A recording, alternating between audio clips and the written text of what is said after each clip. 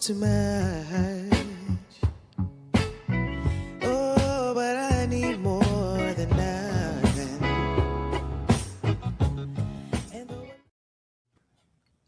Hi, everybody. I'm horrible at picking music, by the way. I was like, I want a New Year's song, and but yeah. It was groovy. It is what it is.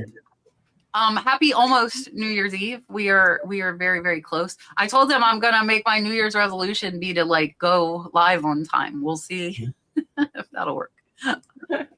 No promises. Hey, this is pretty much on time tonight. Very promising. I know. This is the earliest we went live in probably like a year. It's been a long time.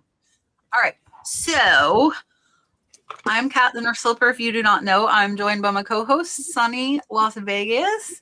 Below me, my good friend, Mikey, Bags of Money. And Catty Corner is Jules and DatGuyMike. I have met all of these lovely people in person, which I love when the panel is all people I've got to meet in person. It is absolutely wonderful.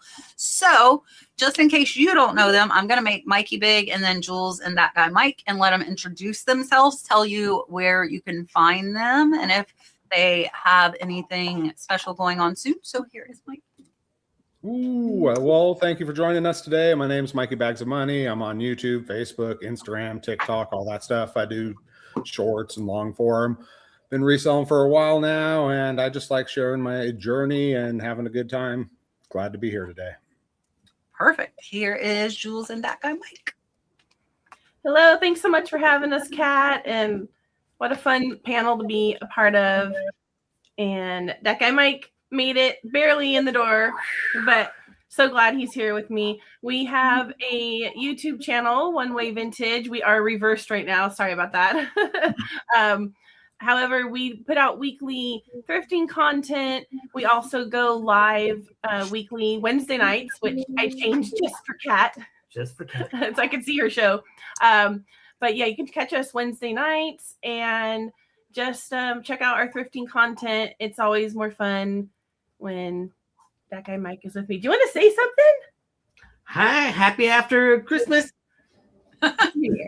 Be in between holidays. Yeah. Yep, that's right. I know. I'm totally early. Oh yes, Holly Hawk sent us $1.99 super chat, and she had a question. It's not in order. So her question is, advice please on costume jewelry. I hesitate because of competition. How much should I plan to promote to have a chance? I have vintage and newer marked and unmarked. Any advice appreciated? Okay, I would assume this would be selling on eBay perhaps because of the promoting. And let me see, advice is to experiment. When you first start out, just start experimenting with stuff. Promote some high, promote some lower, and just see what really sells. When you first start out, you're going to make mistakes. Maybe you'll sell things for a little cheaper than you could have, but it's all part of the learning process. And there's lots of information out there you can check out, that's for sure, on Facebook. Jewelry Resellers podcast, I believe she was on here. And Desiree. Yeah, Desiree. So yeah, there's lots of information out there, and just good luck. I know DatGuyMike was just itching to answer this question about jewelry, so you're on. Oh no. Oh, okay. No, I don't do that. So I think there's so many ways to research. I love Mikey's advice to check out other people that are doing well in that area. But the only advice I would add to that is don't promote more than 5%. That's the new thing I'm trying. I just think that after that, it from what I've seen with my own store, not just with jewelry, but other things, I just don't think it makes that much of a difference. And then take really, really beautiful pictures and stand out from the rest is my best advice for that. I've been digging into more and more jewelry, of learning about it probably the last 2 weeks, spending hours of it, like really researching on what works. And throughout eBay, I see that there's a lot of complaints about sellers that are not giving information correctly. They're saying it's vintage when it's not. and they're saying it's rhinestones when it's not even rhinestones. It's more like a kind of cut into the metal to give it a shimmer that looks like a rhinestone. So I say this all the time. Don't get so when you get excited, catch yourself in a moment and say, am I really seeing what I'm looking at? And make sure you are being as honest as possible. And I would say look for maker's marks.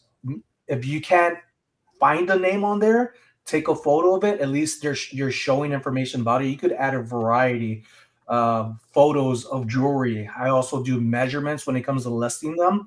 And a black light is also good. My friend Carrie, the Desert Mermaid, is like, Sonny, have a black light, because some of the gems or rhinestones and things on there actually glow. And I had found one at the last second in one of my Whatnot, and this is different Whatnot auctions, but somebody asked, does it glow? And I was like, oh, I completely forgot, because I'm used to figurines glowing and having like a uranium or cadmium type fluorescence or glow to it. So I would say take your time. If you want top dollar, have the information on there. If you don't, I would say if you have a bunch of vintage jewelry and you don't have any, like maker's marks or really good explanation, just have a clear photo layout, the number that's in there, what you're expecting, what you want it priced, or do it in an auction. There's a lot of jewelry on eBay, a lot. Like, I could keep talking about it, but I'll let Kat take over on the rest. Oh, one more thing before I do. My eyes are horrible. I don't know, my eyes are bad. I've already had surgery on this like 2-3 years ago, my right eye. So something that's been helping me is this thingamajigger right here, this mechanism. It's like a microscope. I get to like zoom in on little parts that I can't read. I could take photos. Where did on. you get that? I need that thing. I got it on Amazon. There's better versions that have lights on it that isn't just. What's it called though? This one's Elite Live. I'll put it in the chat here in a second. It is very affordable. It recharges with the USB cord, and I mean, you could take it apart and make it mobile if you want that too. But when it comes to jewelry, really take your time. It's just like anything else. You need the right information. You want to research it, because I have sold a handful of pieces that I didn't know anything about when I first started jewelry, and people were messaging me back saying, hey, Sonny, that $5 brooch I got from you, I sold it within minutes for $80, because they knew what it was. I didn't. So take your time, ask questions for people who know. Mikey brought up a great point with Desiree. She has a lot of information, wonderful to listen to and knowledgeable. And there's other people too. It's just finding the time to have them reply back to you. Yeah, so jewelry is probably the biggest category that we sell in. For me, I have got my promotions down to 10%. And from what I was told, 6% is where you stop seeing a difference. And that was from eBay execs to Katie and Vicky. So I was up to 15%. I've got it down to 10. I'm lowering it by 1% each month. And my goal is to get it to 6 by like April. Because I heard that was like the max where you would get anything. And I very, very rarely will list an unnamed piece on eBay because of the saturation. Now, if it's overly impressive, I sell enough jewelry to know a good unnamed piece. I will, but when I do my store reviews, I see a lot of unnamed pieces priced where they're never going to sell. They're going to sit there forever.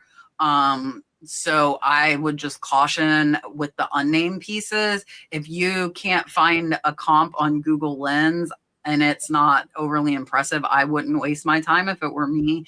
You could lot them together, maybe like a lot of 10 if you're getting them really cheap. And then people, you know, like a lot of costume brooches, then people will get them. And the marked stuff, you should be able to find comps on probably 90% of it. And I think a lot of people automatically assume like Trifari, Monet are going to be money. And a lot of them are worth $5 to $10. Mm-hmm. So again, like a lot of the Monet and Trifari, I still do not list on eBay because I want to hit $25 minimum sales price. And Sonny's right. Be very careful at like calling it if you don't know what it is. Like if you think it's something, put a question mark. You know, I've done it where like I'm pretty sure it's glass. I'll put a question mark if I'm not, you know, 100% sure. When I only did jewelry, I promoted at 15 to 20% because it is saturated. But now I have so much other stuff I can let it sit. But that's like my top selling stuff is jewelry. But named sterling or gold is primarily what I stick to for eBay. The rest I throw on Whatnot at a $3 start and let it go. Even like my $15, $20 pieces, those also go on Whatnot. And yeah. Oh, I got to give her thing. So I don't forget. I have to give you your, what am I going to give you? I'm going to give you the eagle. I always forget to play that one here.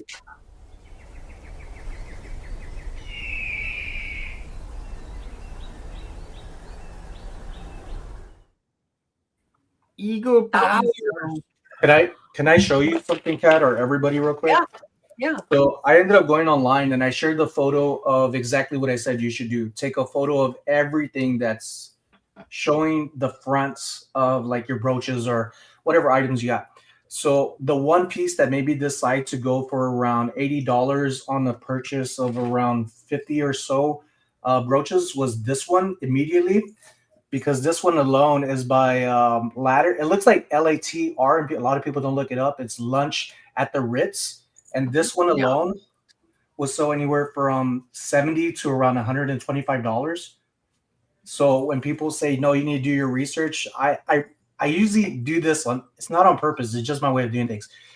When I ask people, should I get this? I've already made the decision. I just want to like encourage you to look at what I'm looking at rather than trying to find an answer, because that doesn't happen in life. You need to look for a reason. You know, if I say you should look at this, most people aren't going to look at it. But I think the curiosity makes people kind of step forward of looking at things. And then a handful of these other brooches inside this amazing box that I got is going to make me some really good money. Many of them around $30 and $40, when a handful of people were telling me I shouldn't get it.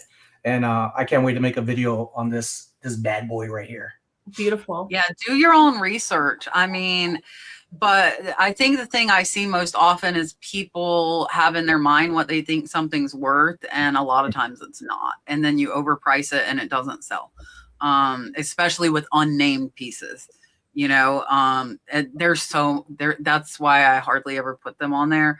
But I also forgot to add to make sure you do measurements like in all directions. And I do weight on all jewelry. We even do it on costume jewelry, because that's the most common question we get on jewelry is how much does it weigh? Even if it's not sterling, somebody might want to know how heavy of a brooch, you know, that'll tell them how substantial it is. So make sure you're weighing it as well. I think that's super important too. Raina wants to know, how do you price your items relative to eBay comps? So do you price right at the comp, below it, or above it? Ooh, well, that's a good question. The sold comps, of course, are what I'm comparing my prices to. And I usually go, I would say about the average of the comps, unless I have something that's kind of rare and I know it's going to sell. I'll price it a little higher and I'll just wait. But if it has lots of competition, I might go a little bit below since there's so much competition. So I guess I would say it varies depending on what I deem how valuable it is, how long it's going to take to sell, and what people will actually pay for it. I agree with that. I tend to stay towards the upper end of the prices that I'm seeing. And then after I take a look at the sold comps, I will also see what is listed, because this happened to me recently where the sold comps were much lower than I expected them to be, and I felt that it was valued at more. And then when I looked at the ones that were still listed, they were higher. So I was like, oh, that's a good sign. So I went ahead and listed it higher, and I'm okay as well with things sitting for a while. I think I sold something recently that I had listed for almost 2 years. I was like, woohoo. So yeah, I'm totally fine with things sitting. My average time to sell things is like 3 to 6 months. And I think that's a lot higher than people that are new to the business would like expect to hear. But I'm fine with that. And luckily we have some storage space. So Yeah, but some of the items that I wanted to turn over a little bit faster, I might, do more of the average or a little bit even below average. But I really hate doing that. I like to keep things value up and not do that race to the bottom thing. Yeah, I've never liked the race to the bottom.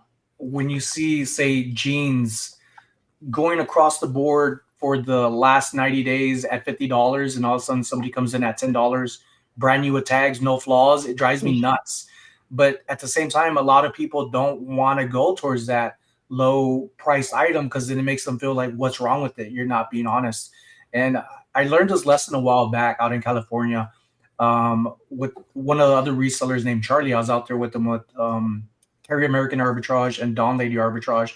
We went out there for a pop-up event, and I had a whole box of toys, and kids were buying them. They're selling, and Charlie comes up. He kept eyeing it. I keep seeing him from his booth, looking at it, and he comes over, and I'm like, I'm going to sell it. I was so confident and cocky, and I was like, it's all yours for $10 when I was selling everything for around $3 to $4. And he just looks back and crosses his arm. He was like, nah, you just turn me down because now I don't see the value in it, what I was looking at it at first compared to what now you're letting go of it. And he wasn't looking at it as a friend-to-friend hookup. He was looking at it as like business. And I always remember that. So just because it's price low, it doesn't sell, which is why I still stick to a mixture of everything. Probably everybody's going to say it's either condition. I'm going to have it. If it's a little bit more rare, I will price it up. And often my eBay listings are open with offers. Yeah, so I'm pretty much right at what stuff is selling for. I agree with Julie, though. I've seen a lot of things recently that like all the solds were pretty low, but all the ones that were available were pretty high. And in that case, I will go lower than the ones that are listed because I know that they're selling for a lot lower. But I'm not going to like totally bottom people out. But they might have like something in their head they think it's worth, and the facts are that it's selling way lower. So like if say everything that sold for $100, but everybody listed is at 150, I'm probably going to come in at 125 and kind of go in the middle of those listed and the sold. And keep condition in mind too. If I have something that's newer and like really good condition, I'll price it higher because people will pay. You know, if it's in mint condition, it doesn't have issues, or I'm going lower if it does have issues. So definitely keep that in mind too. I have 2 super chats. I'm going to do them. I'm going to hide because my dinner just got here and I'm starving. I've been waiting on it forever. So I'm going to still be here in voice, but I'm not going to show you guys me shoving my face. So I'll do the 2 super chats and then I'm going to hide. First, Elena forgot her super chat.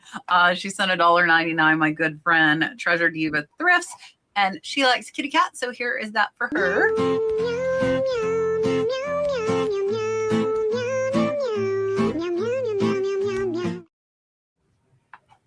Let's go get blue. No, sorry.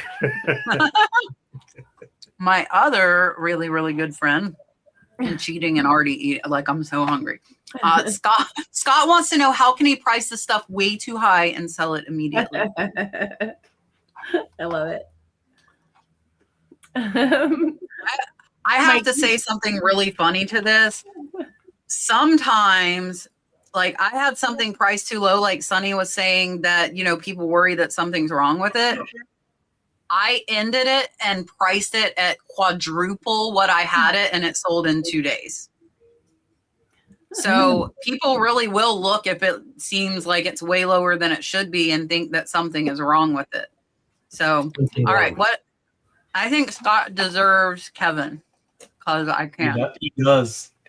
Please do. Okay. He deserves him. Close your eyeballs. My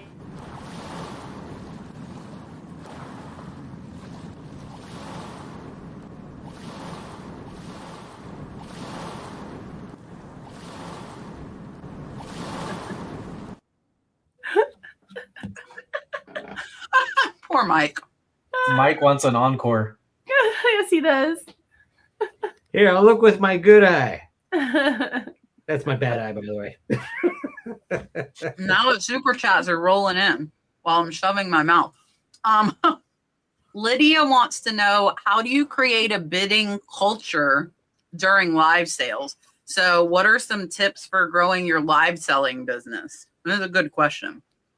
I would say have some enthusiasm and have some good items. That will usually get some people in a mood to do some bidding.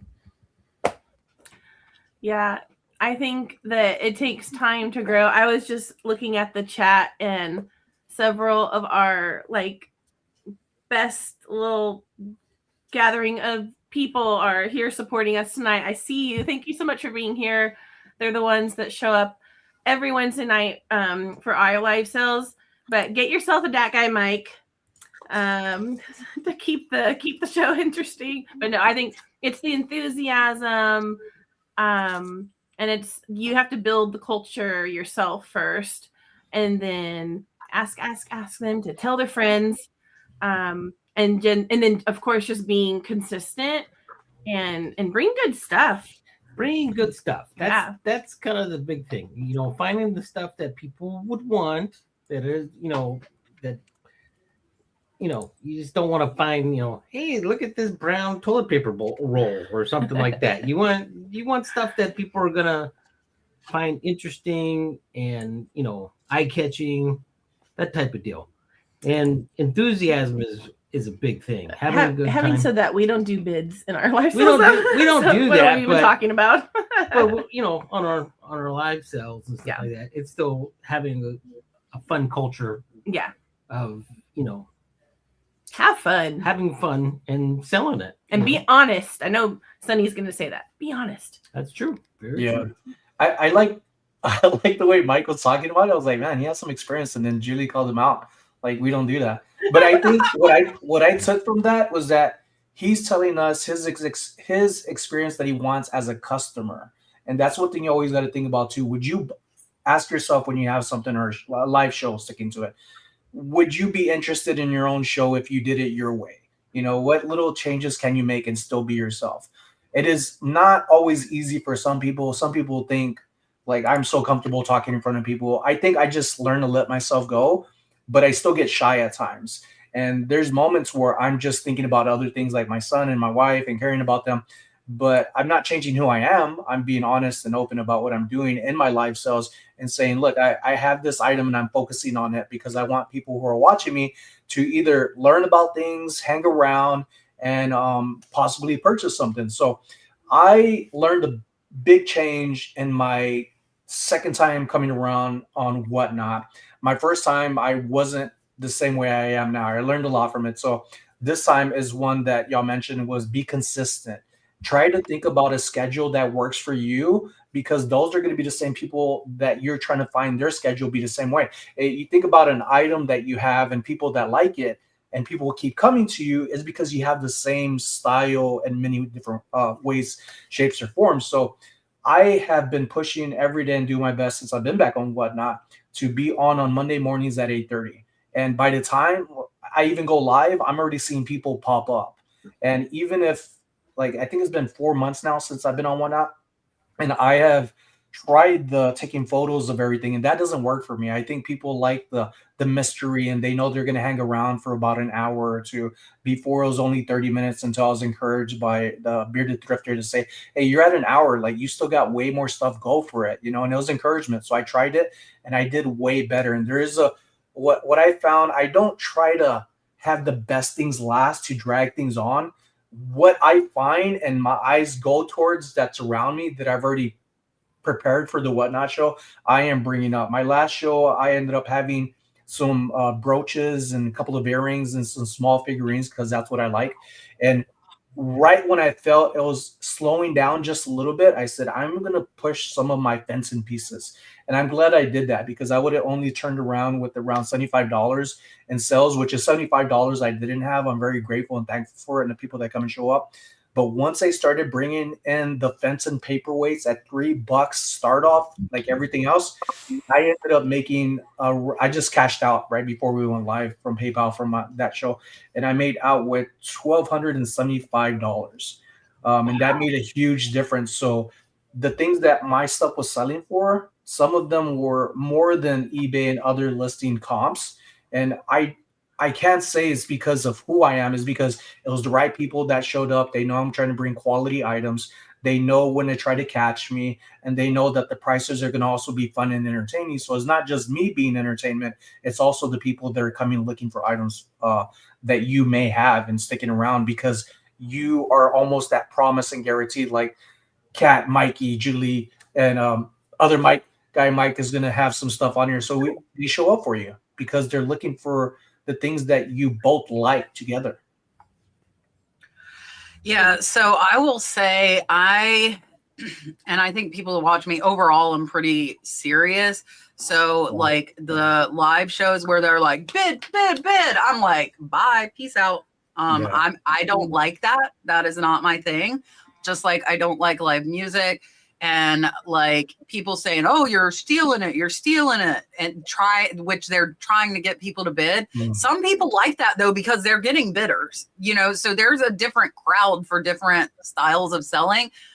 I don't push for bidding, and maybe I should, but I don't. I show what it is. I tell them and I let them bid, and that's it. I'm not like, come on. That's just, it's not me. I don't like that. I would not stay in a show like that.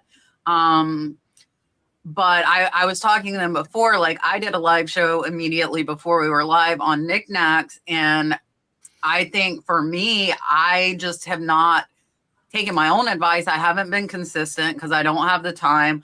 So I don't have a buying audience necessarily. And I didn't do horrible, but there were a lot of things that I feel like should have got bids. They didn't get bids. And you can't be mad at that either. I set it aside. I'll run it again. And next time it might go for a whole bunch. I've had that happen a lot. You just don't have, like Sonny was saying, you don't have the right people in there that want that. And I think you have to do your own style. Like, don't try, like if I was to try and like, come on, like that's not me, but that might be you. I don't know, and your people will find you because people like those shows have like hundreds of people in them. And I'm like, no, I cannot do that. And like the games and being silly, I'm just more very, very matter of fact. Like, here it is. This is what it is. Like, it's pretty, it's signed, it's not. If anything is wrong with it, you want to point that out. Like if I'm missing stones or something like that. I think the biggest thing for growing it is consistency and having good stuff. Like Sonny saying, oh, I brought out the fit and paperweights. I did a paperweight at the end as well that did okay. It didn't do what I would have liked, but somebody got a deal and I didn't lose money. So I'm okay with that. And I think it's just being consistent and people knowing you have good stuff regularly. And like, I need to build my own live selling up. It like, even with all of my followers, like most of the people that watch me are resellers. They're not buyers. They're not collectors. I don't have an audience of buyers. And so for me, I have to build it up. Like we had 75 people in there, but there were only probably 4 or 5 that were actually bidding. So a lot of people, yeah, they're going to come watch me, but that doesn't mean they're buying. So for those buyers to come, the majority of buyers in my experience, even on Whatnot, are people that don't know who I am. They just happen to find my show. They liked what I had and they keep coming back. Now, some of them are viewers, but not the majority. And again, like consistency, just showing people that you have good inventory. You're here every Monday, or like Julie and Mike every Wednesday. That's the key. Like this show is every Tuesday, 8 p.m. for 5 years, and everybody knows. Like, so if you have a show that's like that, like Sam and Adam Jolie Flips, I think theirs is Wednesdays too, later, and they do a small item show like every Wednesday at 8 or 9 or something like that. And so people know everyone, and they don't schedule it, but everybody knows every Wednesday at 8 they're there. And then you find the people that you want. And I think for me too, I might like start separating like necklaces, brooches, bracelets, so that if somebody asks me for brooches or asks me for earring, whatever, I have it separated, because right now it's like a hot mess back there. But yeah, I think the consistency, and good inventory is the 2 main things. Because I've seen people that you could have 2 people in there and make a ton of money if you have good inventory and they're bidding against each other. That's all you need is 2 people that want the same thing. You don't need like I've made the most money I've made on shows with like 15 people in them. You don't need a ton of people. You just need quality buyers that want what you have. I'm gonna do the mermaids. Here we go.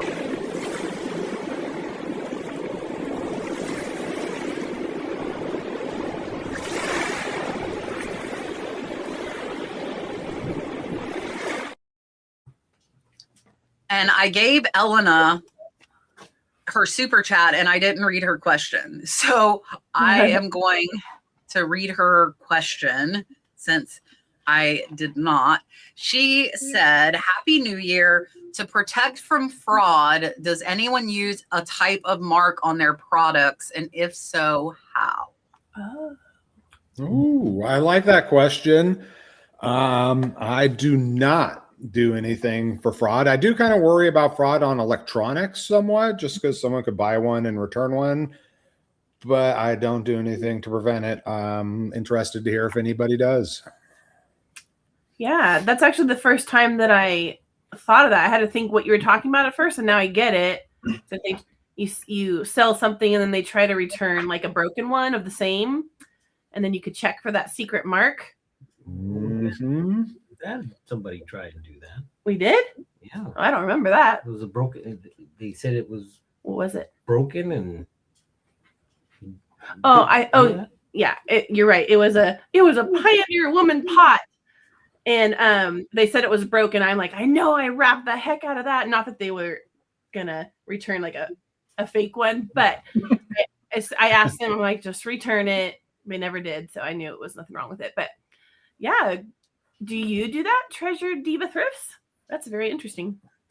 Elena probably does. I think she's thinking of it because she's been having some issues. I think I think several of us. I saw another question similar. I've noticed particular things more now than recently because the things that happen with scammers and people screwing people over. So I tend to have extra photos on my end of things. Say for instance, when I actually marked something was an electronic, and I noticed on this one particular VHS type thingy or DVD player, whatever it was, that this was a very valuable one, around $250 for parts, and it was always this one little bulb that goes inside there. So I made sure to end up. It worked. I didn't have to open it or anything. But what I ended up doing was using some enamel paint that I had from the military. I had it all this time, and it was like a gray color, and I colored the bottom of the screws under the plate, not on the feed. So if they touched it, then it would easily ruin and be like, well, send me pictures of this. And it was my proof. I even had it in the photos to show like this is where it was. And I didn't say that I colored it or anything. It was just markings for me. And sure enough, the guy sent photos and I said, you unscrewed the things. You know, what he was trying to do was get the part, get it money back, and then have his fixed when he could have just swapped his out with mine. But because I had those things that worked for me.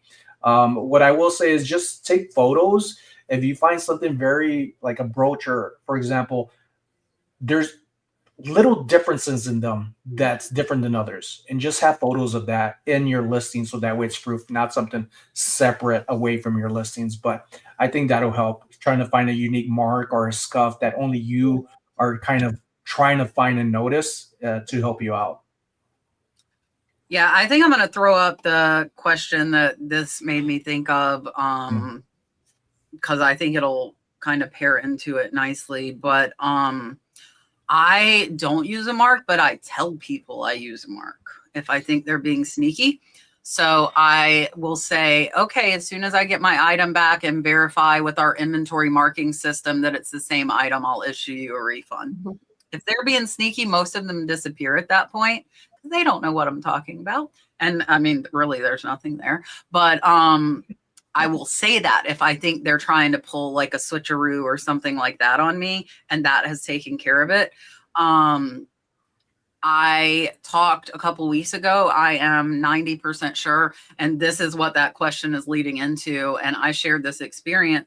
I had a $760 sale on Mercari, and they claimed that every single item was broke. We use so much bubble wrap, it is not funny. The two most expensive items were double boxed, And I believe that AI was used to make photos of all of the items broken.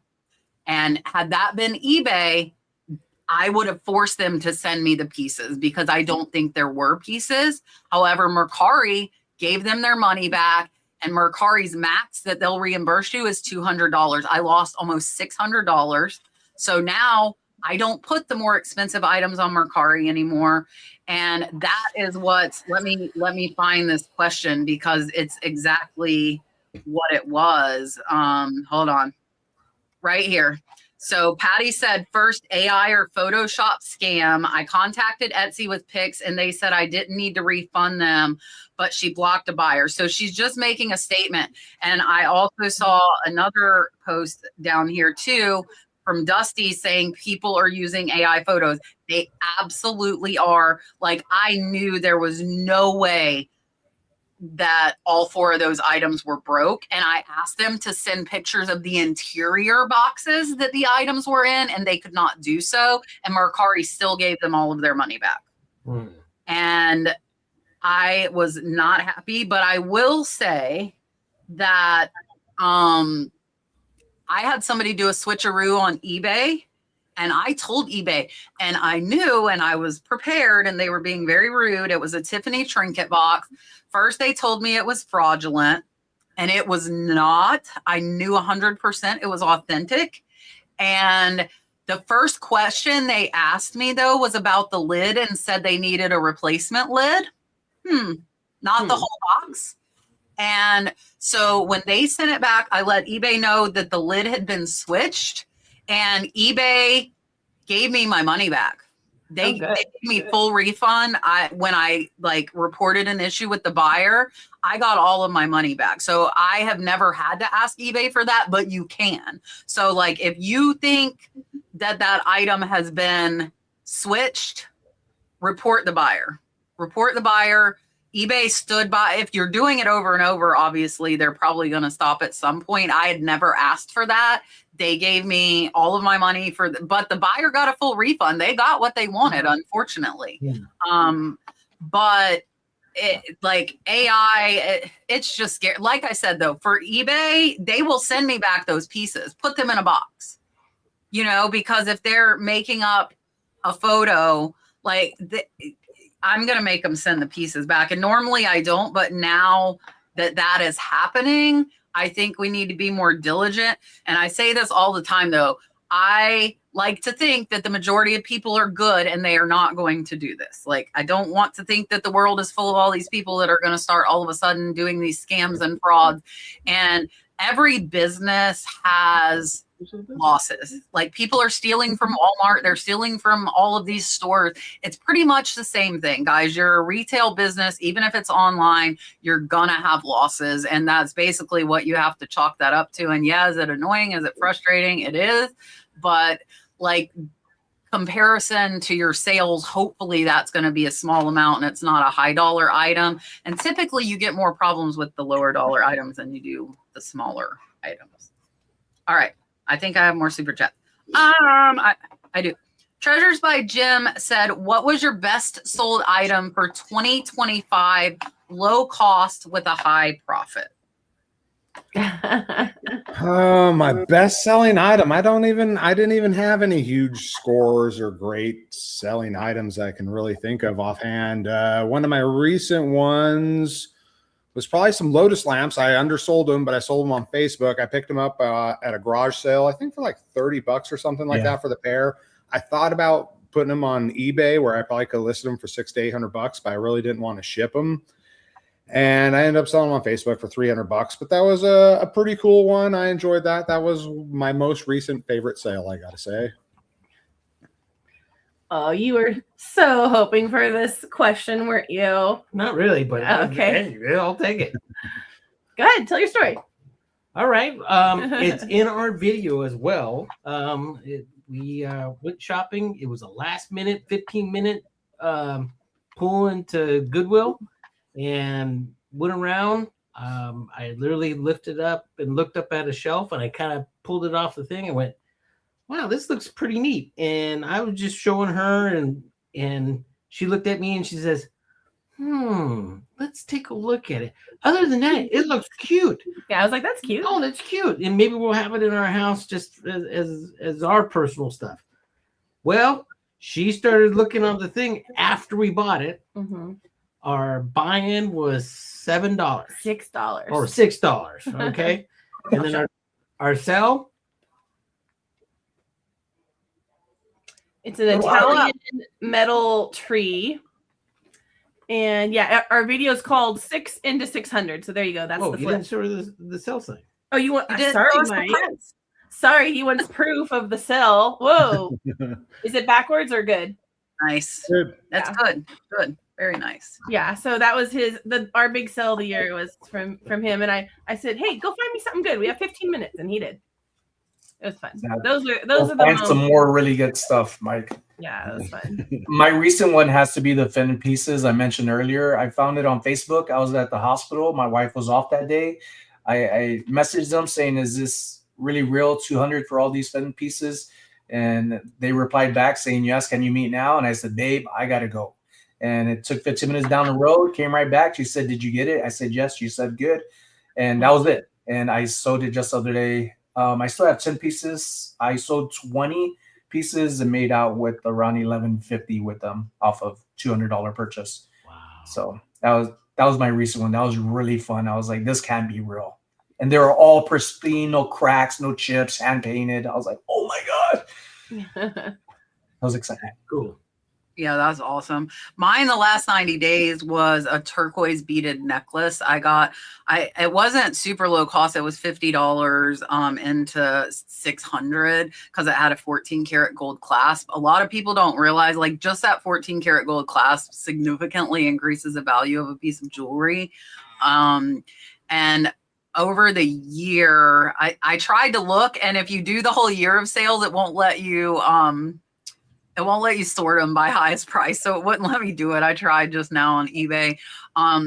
I sold a wicker dining set. I only paid $20 for $600 on eBay, and they came and picked it up.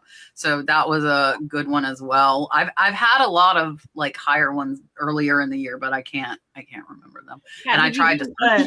Did you do local pickup only for that one on eBay? Mm-hmm. I'll do use ship. I'll use freight. I haven't had to use it in a long time, because I've been doing smaller like end tables that I can ship. And those I've been selling for like $200 to $500. I have somebody coming tomorrow to pick one up. It's tiny. And I could have shipped it, but she wants to drive. She's rescheduled like 5 times now. Hopefully she'll come tomorrow. But that one could easily be shipped. She just would prefer to pick it up. But I'm trying to find the smaller furniture pieces like nightstands. You can put those in a box, and like those are pretty sturdy. They're not gonna break. I've got a elephant table that we're listing that's only 10 by 10 that should go for like $3,000. Like 10 inches. It's like a miniature table. So yeah, I've had a lot. I just can't think of them. All right, what am I? Oh, I'll do my octopus. Here goes.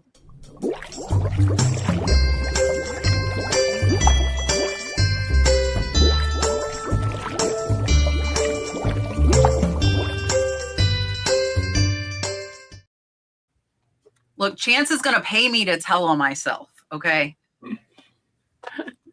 I haven't had McDonald's in about a month though. I'm down 90 pounds now though. 90 pounds. Hey, where you go? There you go. So I have had like throughout the weight loss, awesome. I'll have McDonald's, I'll have it's just about moderation. That's the big thing, is like not like I have not dieted at all for losing 90 pounds. Not at all. None. It's just about moderation and drinking enough water, which I have my sweet tea from McDonald's, but I also have my water. So I'm half behaving, but yeah, so I'm eating McDonald's. All right. Oh, I'm going to give you Sonny. We haven't played Sonny yet.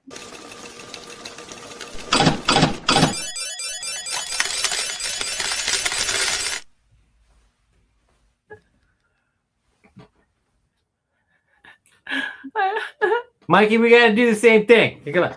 Yeah.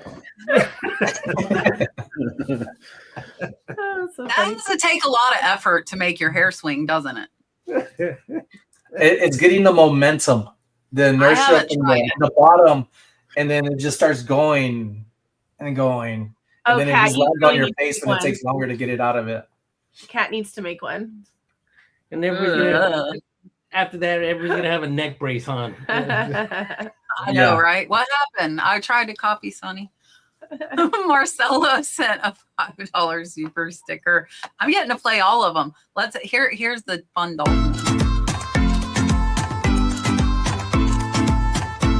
Hi, I'm Dawson. Cute. He is so little. Now he's so big. All right. Titchy Farm Treasure said, when selling on Whatnot, what shipping method do you use? She wants to know, do you use priority or ground? I mostly use priority, and I try to make sure my shows aren't huge. Most of the time, whatever I'm selling can fit in the priority large flat rate. And if it doesn't, I split it. But most of the time, I make sure not to have a show full of large items. Otherwise, I'm going to split it up. But I love the priority flat rate. Stick it in there. No worries. Yeah.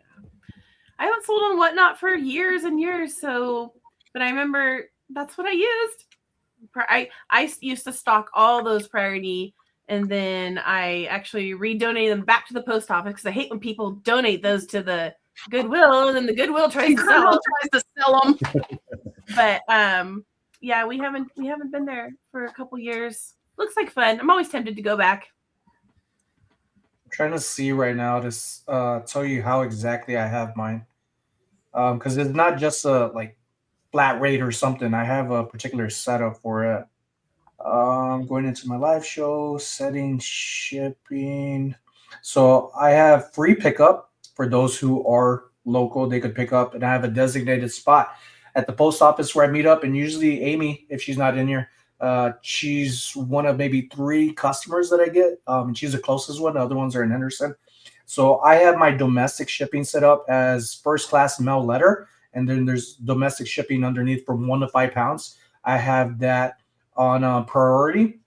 And then there's a bottom section as well, domestic shipping over 5 pounds. And that I have selected as flat rate boxes. And that could be medium and large. One thing about freaking Whatnot, whatever their deal is with USPS, it is amazing. You could split up boxes because Mikey said, some things are too big for him that he doesn't want to do it. I just happen to have that the past 3 shows where I had to separate 2 of the boxes or separate the order into 2 boxes. And luckily it fit perfectly in all 3 of these separate orders. So turning 3 into 6 boxes. And you could do that there, and you might have to pay a little bit extra. And I only have mine set shipping costs of $9.21. And that's where my mind is blown, is where I could have that cutoff and still not be charged for this large flat rate shipping. I'm trying not to jinx it or nothing, but it has been a world of wonders. And I think that's another thing that people look at when they want to purchase items and buy more. Because once you get to $9.21, and then you start seeing that you don't have to pay for additional shipping on certain things, it's helping me get more purchases from people. And there's only been maybe 3 times out of the 1,000+ sales that I've had since I've been back on Whatnot that I've had to pay around $3 to $5 extra. But to me, that's not a problem when I'm making a lot more profit and moving things in and just as fast out.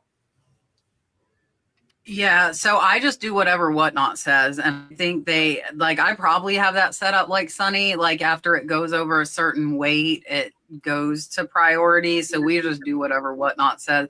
I think it's under a pound is a ground advantage, and then over a pound, I think it goes to priority. I'm not sure. I just have it on whatever the default was. I never changed it.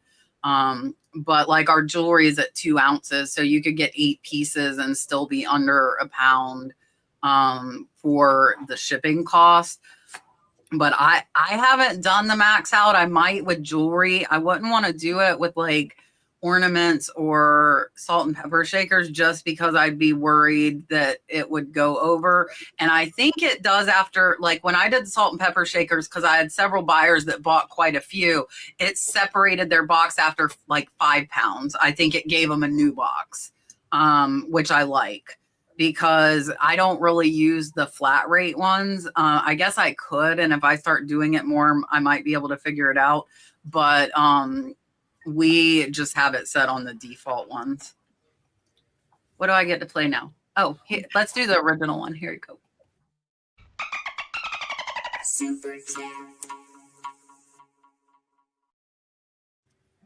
All right. Karen with the C. How do you store your larger inventory like vases, purses, or glassware? I've been putting in the box I'll ship it in, but I realize I will run out of room quickly. I just use them for smalls. So what do you use them? Like, how do you store the bigger inventory? I really don't like storing the bigger inventory because I have limited inventory space. So every time I pick up like a vase, a glass bowl, or something, mostly glass or breakables, I know I just store it on a shelf, and I do try to stack some stuff on top of it or maybe put a little something next to it, but it really limits for me the amount of things I can store. Purses, backpacks, stuff like that, I kind of just put them together. But yeah, just on a shelf, and it just takes up a lot of space, and I don't really like it. So I try to be selective on those big items that I'm going to have to put in my shelf. Since my inventory space is so little, I need to make sure what I'm using it for is going to sell eventually. Yeah, we use all bankers boxes for our inventory, but for larger inventory items, I just use some of my open shelving space, pretty much anywhere it'll fit. And then what I like to do is put like a nice clear plastic bag on top if it'll fit, just to like keep the dust out since it's not in one of my enclosed boxes. But yeah, those items just get safely tucked away anywhere. Luckily, like I have like an inventory or we call this the studio. I have inventory over here. I have inventory over here. But then we also have a garage. So we're really lucky with lots of space. So we can store things like that. But it's one of my goals for 2026 to get rid of some of these, because some of these I haven't even listed because the big items don't, sometimes we put them to the side like, oh, that's a lot to deal with. So goals for 2026, get on Facebook Marketplace, try to get these items listed. But with Kat talking about how she's having some good luck on eBay selling larger items, I might as well Give it a try. List those as well. Because I just if you can ship it, list it. Yeah. Yeah, he was really happy that I brought home 4 pieces of furniture the other day. Thank you, Mike. It shows he's really happy. So I had a vintage booth at the Fantastic Indoor Swap Meet here in Las Vegas. And now I have another one at a different location. I just got it the other day. I signed for it yesterday. So I tend to feel that's more of like my storage system and also a place to sell. This place that I'm going to is going to be open every day out of the month. And the other place that I was still moving out of, I was there 3 days out of the month. And it just, for me, it's not going to work out with my son coming home very soon. Tomorrow's a surgery. Keep him in your prayers. I'm so excited. But what I'm doing is going to work on my garage. I want to clean it up because it has quite a bit of inventory. And now that I have some more space in my office, I want to set it up just like my vintage booth. So when I'm running my shows, it's advertising itself in the background and people are looking at an item that I have. And you got to think about what space you have and how can you maximize it, not just one item here, unless that's all you want to do. Some people really do reselling as a hobby and not so much as like they're trying to get a lot out of it. It's just getting a couple of bucks in, and a deal's a deal, and they're very happy for it. And I like those kind of sellers because it works for me as a reseller. But I'm trying to just think bigger and better and maximize every effort that I have, because Mateo's going to be taking a lot of it and he deserves all of it. I want to give him all of my time. I don't want to procrastinate on things anymore. And ever since he came, I've just been really hungry about progressing as a person and just wanting the more time to be with family. So that is my goal, is more and more family time. Yeah. So for me, and several of the questions that we're going to answer, I am putting out videos about in the next week.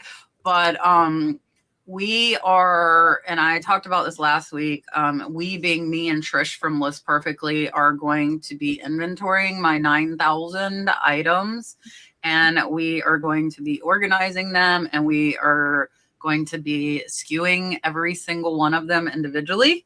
It's going to be the end of January, and I'm really excited about it. I've been buying different things for the inventory to make it more organized. So if you know me, I'm not organized. I typically thrive in chaos, but I've been getting a little more OCD, like with the house, and wanting like stuff to be clean and have flat space, heaven forbid, and not, stuff on every single surface. It's nice to not, to have that space. So I'm hoping to kind of move that into the business, and it's going to be a giant undertaking. I bought an empty 30-foot camper that we're going to use to put inventory in while we are cleaning and reorganizing. So the reason I'm saying this is right now, we just put whatever, wherever. That is how we do. Wherever there's space, that's where it goes. And it's marked. And 95% of the time we find it. There's a 5% that is probably thousands of dollars in sales that I have lost because we cannot. And that is kind of what kind of kicked the whole inventory and reorganizing thing into gear, is me messaging Trish saying I had a $200 brooch sale. It was just put up 6 months ago and we can't find it. And I know it didn't sell. And so I have to cancel a $200 sale. And it's a one of a kind. It's a vintage. I can't purchase it somewhere else. So yeah, it's going to be a giant undertaking, and I am hoping to make some videos to show you guys. I think List Perfectly is going to put some, because I'm using their inventory system to skew everything. They have a scanner, so I'm excited to learn how that works. But I've noticed a lot in my inventory space that, like, I'll have shelves that are like 2 foot, in between the shelves, and I'll have a 6-inch item on it. Like I have a 1.5 foot there that's not used. So I need to either get like spacers and put another shelf on top, or those little items need to go on little shelves. And then the bigger items, like you're saying, like glasses, like I have like lamps that are 2 foot tall. Those should be on that shelf, not a 6-inch figurine, with all of this space. So there's a lot of like, there's not space to set stuff because there's no other shelf. So we're probably going to build in like some more shelves. I'll probably get like the waffle stuff for like the lights, and just get 4x4 posts, cut them, and put a waffle shelf over it. And then there's another, shelf that's available for use. Purses, most of ours are in totes. I like to have stuff closed if I can, even though my stuff's all climate controlled. It just helps a little bit. I've had a couple purses mold and mildew. I'm in Florida, high humidity. We do use dehumidifiers, but it still happens, unfortunately. So I like purses in totes. And I think the glassware and vases should be on shelves. We have put them into bankers boxes, and that is like asking for a catastrophe to happen. So we try not to do that anymore, because then, like, if you're pulling a box down that has a vase, expect one vase, okay, but as soon as you put 2, they're going to clank together, and there go both of them. I like the thought too. I have a gorgeous raku vase. It's in my house and my china cabinet because I like it. So you could, like, I have really nice stuff stored in the house that's for sale too. So if you have somewhere you could decorate with it in the house, you could do that as well. But I would just try and find stuff. I guess my point of that is don't put little stuff on big shelves, because that's where I'm looking at all this like space, but it's not space that I can use, but if I move the bigger stuff there, then I would free up other space. But it will be interesting. I am excited and terrified because I am type A, and I think I'm going to be very, very stressed out. But I'm excited about it too. What have I not done? Oh, I haven't done Dalton's little beach one when he was little. Here it goes.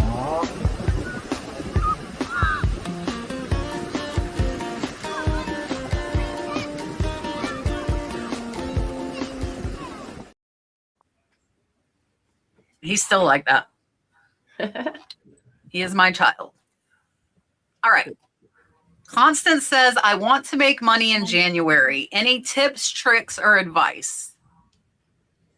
which is a very open-ended question, but it is very open-ended. Get started January 1st. Stay dedicated all the way through the month. And tips, tricks, or advice: stay consistent. Have a good attitude. I don't know how you're going to make your money. I assume it's reselling. So list as much as you can. That's all I got. Julie, what do you got? Yeah. It's always very exciting, the new year, and you set these goals. So I myself am also setting these goals, and my goal is at least 5 days a week to list at least $100 worth of inventory. I'm hoping to get closer to that 200 a day, because Kat, someone said it on your show like 2 weeks ago, I want to say. I can't remember who said it. I always say list what you want to sell. Like, you can't Yeah. expect to make 100 in sales a day if you're not listing 100. Exactly. So that kind of hit me hard. So, and then also, if you can just find like a buddy to list with, like I list, pretty much I do all my work behind the scenes with my best friend, Chelsea. She's the one that popped up there with the question, Treasures by Gem. She is a great inspiration, because we will just log on kind of like this week, because we don't live in the same state. And I know a lot of people do that. They join like little listing groups. And I think those kind of things are super great. And I know she's going to hold me to it. So having someone hold you accountable to that, and just, yeah, absolutely stay consistent. I'm saying 5 days a week, but I think I'm going to try that trick where you hold a couple things in draft to actually list on Saturday and Sunday, to just throw it up there, because I've heard that does make a difference for eBay. So I am going to try that as well. Yeah, just be a listing machine, and yeah, have like a schedule, just like you're going to work, and put in the hours. Good I'm luck. going to try this other trick in January, where you list items online and they eventually sell. I haven't been doing that for the past few months. Concept. This is an open-ended question, because you don't know where they're trying to sell things. Right. But I would say Julie brought up something that it's also a good one too. How do you get more eyes on inventory to sell your items, right? It's easy to list, but how do you give it a little bit more oomph? We all have a community. You just need to be a part of it outside of YouTube. You could have Instagram, you could have Facebook. If you don't believe in it, then you're just having more people get a little step ahead with some certain things. Doesn't mean if you don't have followings that you can't be successful. That's entirely false. You could do it all one way, but just get it out there. If it's not listed, it's not going to be sold.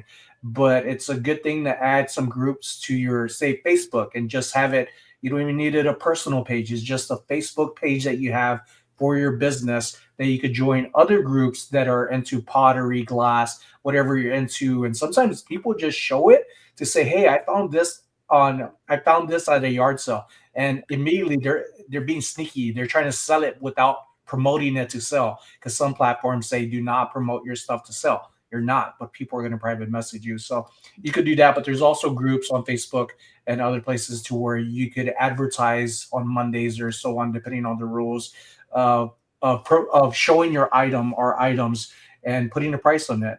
There's jewelry Facebook pages that I'm following that are like that. They have a whole bunch of, I'm going to go back to jewelry. They have a bundle of jewelry, and they say this is the shipping for it. And it's kind of like an auction in the Facebook group. In the comments, they're like 50. No, thank you. Still looking for something else. I don't know why they don't just say the number, but you never know. Maybe somebody's like, I'll give you more. And it's kind of fun at the same time. It's like an auction on Facebook pages like that. So get it listed, take good quality photos, be honest, Julie, and just have fun, but have a goal. I always say this: have a goal. If you want $200, extra, if you want $500, you have to get it out there. It's not going to do anything being inside your dresser.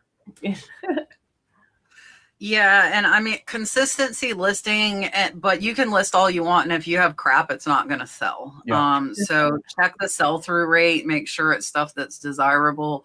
I don't think I said enough of that in the beginning of my channel. A lot of the stuff I sell, like Julie's saying, they have space. I have space as well, so I'm okay with longer tail items. But if you don't have space, you should be steering clear of those longer tail items, whether you like them or not. Unless it's like jewelry that's not taking up a ton of space. So like linens, hankies aren't going to take up a lot of space, but if you get a bunch of crochet blankets, you're going to run out of room real quick. And they can take a year or more to sell. So even if you love them, it doesn't matter. You don't need to get them. And I think and I talked about this in my videos again, like my videos coming out are my end of year summary and my goals for next year. So that's why I said a lot of these questions are stuff I just recorded about today. But I think like for me, it's self-control. Like if I see, it's hard for me to see a lot where everything's $1 and I know it'll sell for 15, which is an amazing profit. But I also know I have a ton of inventory and that I have told myself I want to make $25 or more per item. I have to tell myself, no, do not bid on that. Do not get it. Leave it alone. And it's hard. It is hard. And it's also hard when you check a sell-through rate of something you love and it's 10%, which means it's going to take 2 or 3 years for it to sell. But you have to put it back on the shelf. And if it's selling for 20, don't pay 10 because you're not going to make $1. So like Titchy Farm Treasures, like you have to buy low. You make your money on the buy. That's super important. If you overpay, like when I see people saying they're not making anything, I guarantee you they paid too much. And your fees are going to average probably between fees and shipping 20 to 40%, sometimes 50. So I figure 50% of it is gone. So if I have something for 100 that sells for 100, I figure I'm going to get 50. So the most I'm probably going to pay is $20 because I know that those fees are going to like eat it up. And it like consistency is the biggest thing. Since I started listing more, I see more sales, but I've also, again, had that self-control to take that item and put it back on the shelf. For me, it's more like it's online auctions and I don't watch it. I'm like, nope, you cannot put that on your watch list, even though I'm like, but you know, that's how I built my business. And other people who are still building their business have all those $15 items that will build their business. I have done that. I have $400,000 in inventory. I don't need $15 items. That's like the bottom line. But it's hard because it's $1 into 15. It's like, it's really hard. Huge profits right there. It is. But when I've got shelves full of $50 items, why do I want to go buy $15 items when the $50 items aren't listed? You know, so I think, hi, Tiffany. I think self-control and just checking yourself. And it's hard when you're in a thrift store and there's no signal, but I wouldn't pay up for an item that I couldn't comp. I would take a picture, go outside, get a signal, and come back. And it's just going to be consistency. We will probably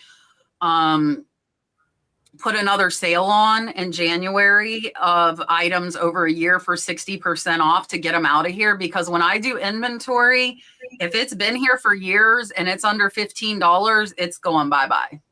And I always say, list it and forget it, but I want space and I want organization and it's time to let it go. And that's going to be hard too, because I know I paid for that. It's still going to be like, it's going to be hard. So yeah, that's my advice. All right. See, I told you we're hitting all my videos. Aunt B said, what are some of your New Year's goals with reselling? So my New Year's goals for reselling, I want to buy more storage units. I want to pop off at least 50 shows on Whatnot this year. Hopefully I can. And I just want to continue enjoying reselling and meeting new people. Not big goals, just keep doing what I do. Yeah, we kind of already touched on it. Just setting like a number goal is a new thing for me, not just like a number of items, but like they need to add up to $100 or $200, whatever your goal is, a day. So that's gonna be pretty fun. What else are we planning to do as far as reselling, Mike? Get him out there more. He's working so many hours. I'm working a lot. Yeah, that's what we do, a lot of night thrifting these days. But Hopefully spend more time. Yeah. Oh yeah. Well, Okay. Yeah. Hopefully. Sounds good. Yeah. Just list. And world peace. Yeah. It sounds boring when it's like, oh, just list items. But there's, again, the goal. You got to have a goal of what you want to do. And my goal is I want to get back into making content with thrifting, reselling, and get into storage units. That'll be a new thing for me when the time comes and I get Mateo's schedule down for me to like get out and come back home. But I want, and I will, I already told my wife, I want to retire her to a part-time before she goes full-time, just to see how things go, if she's happy with it. Just because I say when I reach that goal of making enough for what she makes with her job to have her leave it, I'm also thinking like maybe what if she just doesn't want to be home like that. I know she wants to be with my son and everything, but Carla's a workhorse. I do not see her not doing anything, and it might drive her crazy being home, like that. But I want to retire her from her job, and I told her I just need her to help me out with some things, and we'll see how it goes. That's my goal, is to retire my wife sooner than later. Yeah, and like after I had Dalton, I went back like because I had PTO, I went back like 1 day a week, and then I did 2 days a week. Like I like kept using it. For me, I talked about the biggest thing is going to be organization and just not being so messy and chaotic. To try, I think it'll help me and my employees function better. And I need to not list as much. I am horrible. Anybody that knows me, I wake up and I'm listing, and I will list until I go to sleep. Here, like I don't stop. I need to stop sometimes, go out, do things. For a while, we were good about going out every weekend. I haven't been doing that again. So I'll watch football and list, and I still think if I'm sitting there watching football or watching something, I'm going to list, but I need to make myself get out more. I am very anti-social homebody. I don't want to go anywhere. Like I order my groceries to my door. I don't want to even go to the grocery store. I will go thrifting occasionally, and that's about it.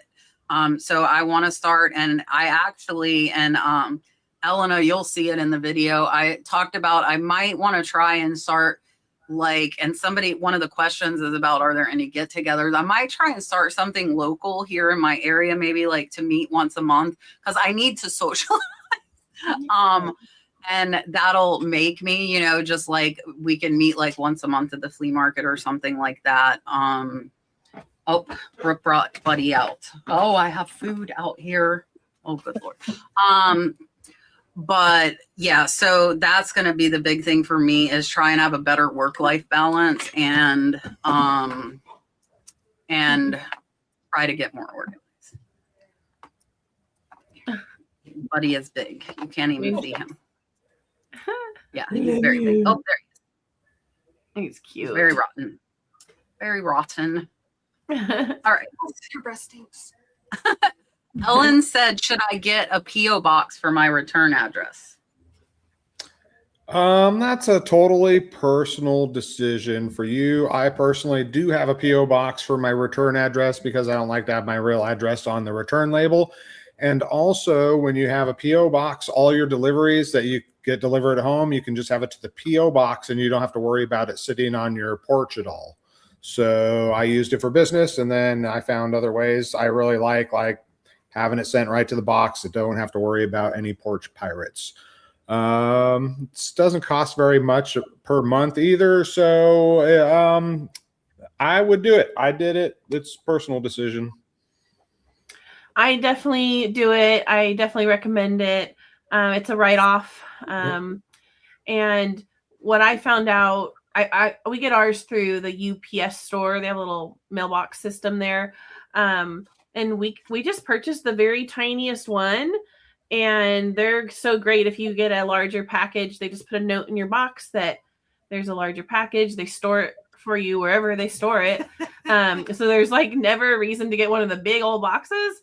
But you just find a really friendly place, a reliable place, and they're so great there. I think I could probably shop around and get a little bit better deal, but they're just so great there that I don't want to move. Yeah. And I'd have to change the address, and it's a pain in the butt. Yeah, the place that we go, customer service. Oh, how's everybody doing? Yeah. Yes. You haven't picked up your packages. Where have you been? Yeah, they're great. They're great people. I got a PO box because of creating content, and as I started growing, I started getting odd messages in the comments, and I thought, oh no, well if they find out my address, if they buy something from me, I need to change it, right? And that it wasn't just for myself. I was thinking about my family because my mother-in-law is with us sometimes too, and I ended up getting a PO box, and soon after my address was under my videos for the PO box, I started getting messages from a viewer, and then one came afterwards. And it was really weird. I started the paperwork of demands that I helped them out with, things like that. So I got it because of creating content. And I thought, well, I often sometimes get these haters, not haters, like upset customers when they're expecting something as advertised, and they get it, but then they're just being weird trying to scam. And I was like, well, maybe there's some weird people out there that you really don't want your address out there, and I'd rather safeguard myself and family and friends because we have people often over here. So I ended up getting a PO box, and yeah, sure enough, I started getting some weird like documents of like requests that they're wanting, and they're here. One of them's here in Vegas, and I thought, oh my gosh, like how easy is that? You know, it's not just people online. So I recommend it for safety, and also because you never know what people are looking at or what they do, what people are triggered by. So I just think safety, again, emphasize on that. But with the little boxes, you don't need a big box for items. You could have the smallest box, and they'll hold it in the back for however long. I think it's like 10 days right now with the holidays.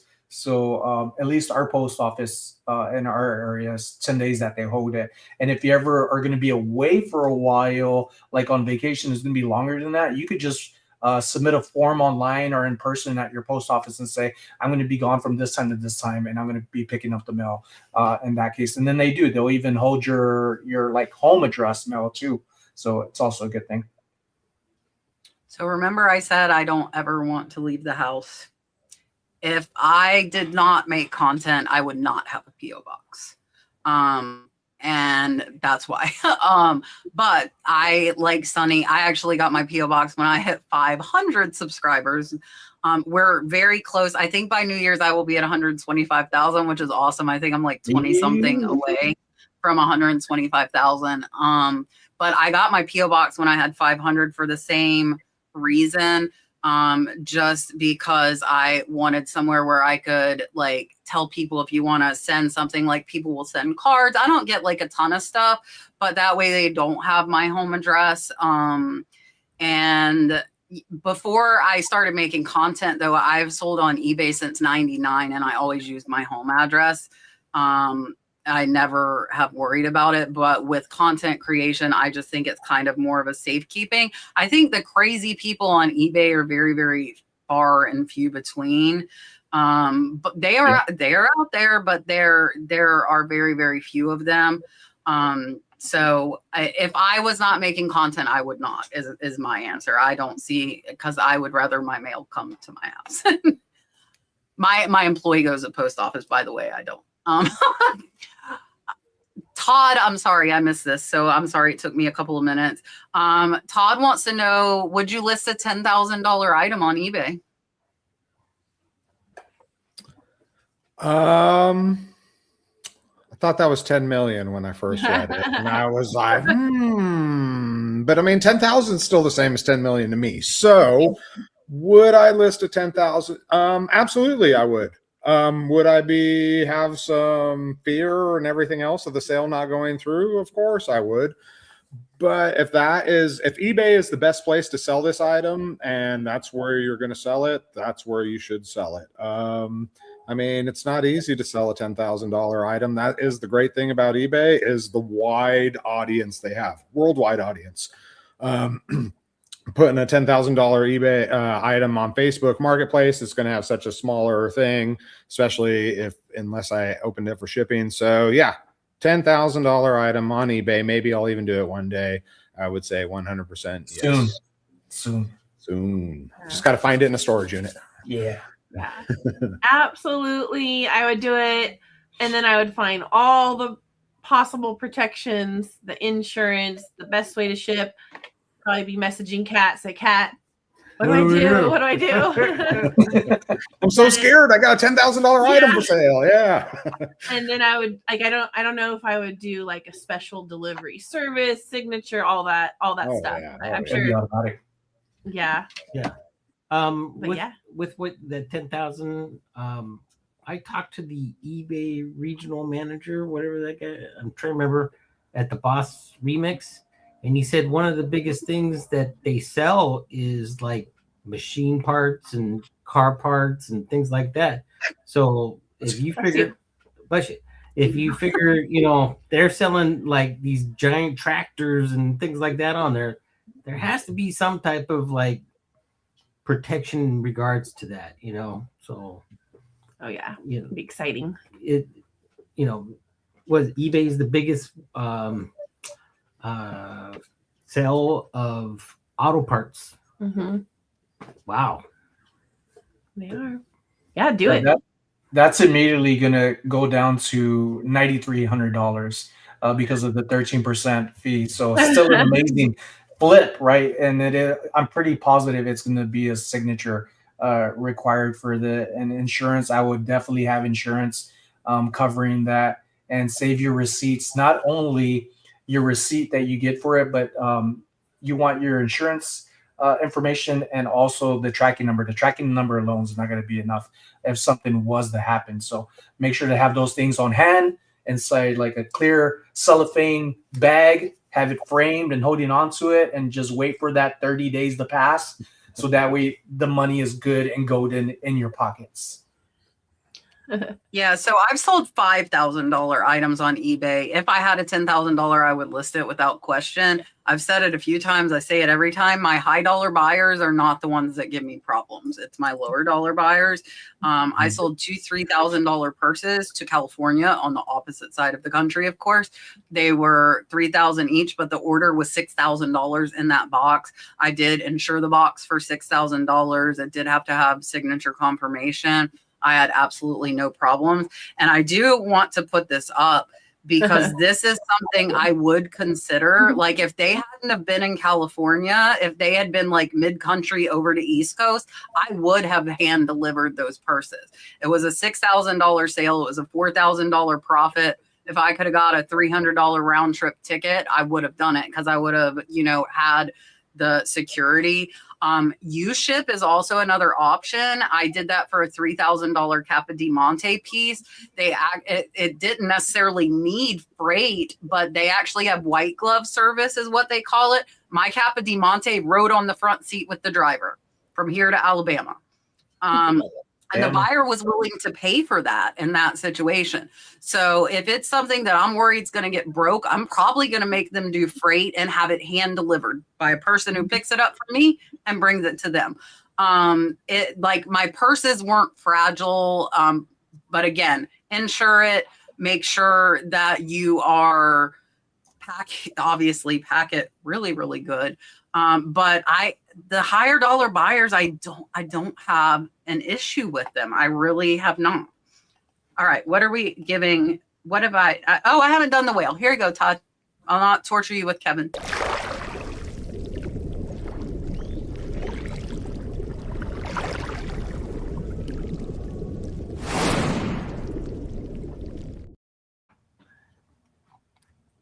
Richard sent a $5 super chat and said, I have to get out. I know I need to get out. When I go on the boat, but that's still not really socializing. That's like going with my family to the boat and we're on the ocean and there's no people. So I get out.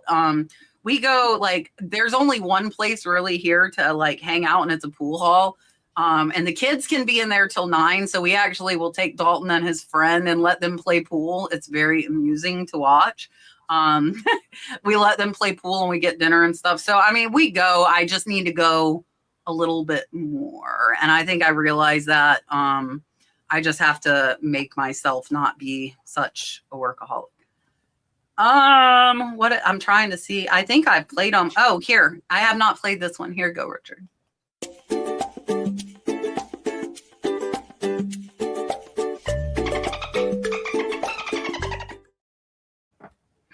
That one was an old one too. That's a classic. Yeah. All right. Sarah and John both they have their membership chats. And Sarah said, for a profitable new year for all of us.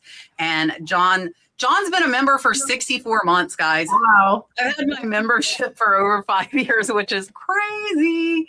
He has been around since the very, very beginning. Very, very much appreciated. It's so crazy to see that because it doesn't feel like it's been that long, but it has, and it is just crazy. 5 years. Yeah, my channel was 6 years old at the beginning of December. So yeah, 6 years. Dalton was just under a year when I started making videos. Ellen wants to know, what platform or platforms do you recommend for selling vintage costume jewelry?